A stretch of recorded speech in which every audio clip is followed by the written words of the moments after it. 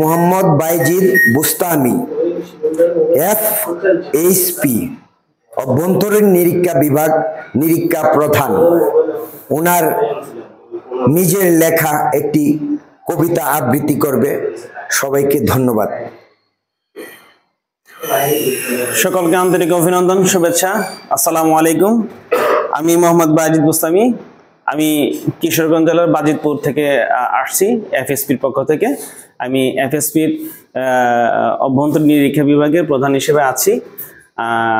আমার একটি স্বরচিত একটি কবিতা আছে, কবিতার নাম হচ্ছে জীবনবাজি ঈদ যাত্রা। যেহেতু আমাদের ইন্টারনাল কন্ট্রোল এবং ইন্টারনাল অডিট এই বিষয়ক যে আজকের যে ট্রেনিং সেশনের তৃতীয় দিন এবং সর্বশেষ সেশন, এই সেশনে আমাদের কিন্তু একটা এখন বাড়িতে যাওয়ার একটা যাত্রা শুরু হবে। সেই প্রেক্ষিতে আমি জীবনবাদী ঈদ যাত্রার একটা সাথে মিল পাচ্ছি, এই জন্য এই কবিতাটা মানে আসলে প্রকাশ করতেছি। আপনারা মনোযোগ সহকারে শুনবেন আশা রাখি আর কি। সকলকে অনুরোধ করব। আমি শুরু করছি আমার কবিতাটি। কবিতার নাম জীবনবাজি ঈদ যাত্রা, কবি মোহাম্মদ বাইজিদ বুস্তামি। ঈদের সময় বাড়ি যাওয়া নয়তো সহজ কথা, পথিমধ্যে যাত্রা বিরতি কত শত বাধা।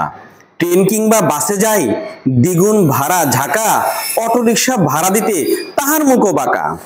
ট্রেনে গেলে ট্রেনের টিকিট পাওয়া নয়তো সোজা, কালোবাজারের টিকিট কিনতে গোপন খেলায় মাতা।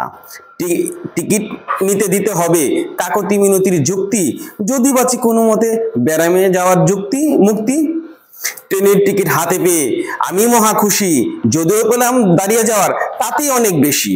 দরজার হাতল পুঞ্জি আমার ঝুলে বাড়ি যায়, কেউ বা আবার ছাদে চড়ে আকাশ পানে চায়।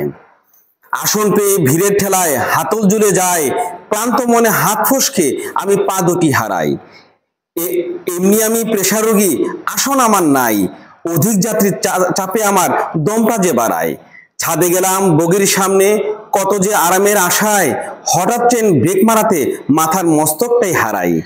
বাসে যাব টিকিট কিনতে লম্বা সিরিয়াল, সামনে টিকিট পাই না আমি, কি যে করি আর। পিছন পিছন টিকিট ঘুরে নাম তার দুলাল, আসলে সে টিকিট হকার, পেশায় তিনি দালাল।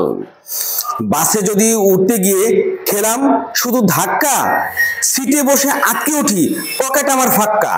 দীর্ঘ লাইনে দাঁড়িয়ে থেকে রোদ্রে ঝরালাম ঘাম, মলম পাটির খপ্পরে পড়ে গেল এবার সম্মান।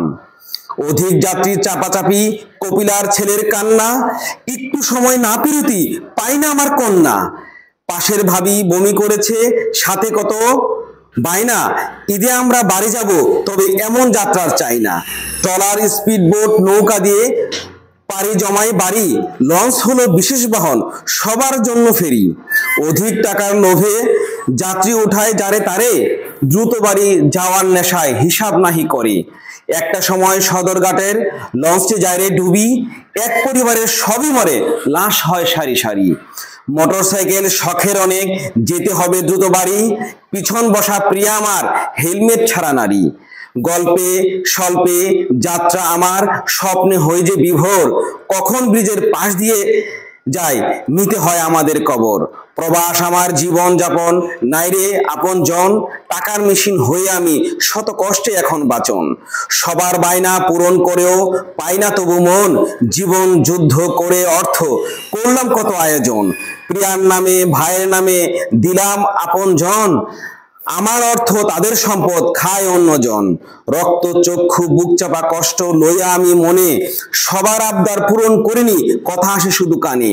এই বেদনা কত যে যন্ত্রণা কাউকে বোঝানো না যায়, নিশি রাতের আত্মবিলাপে সারা জীবন কেঁদে যায়।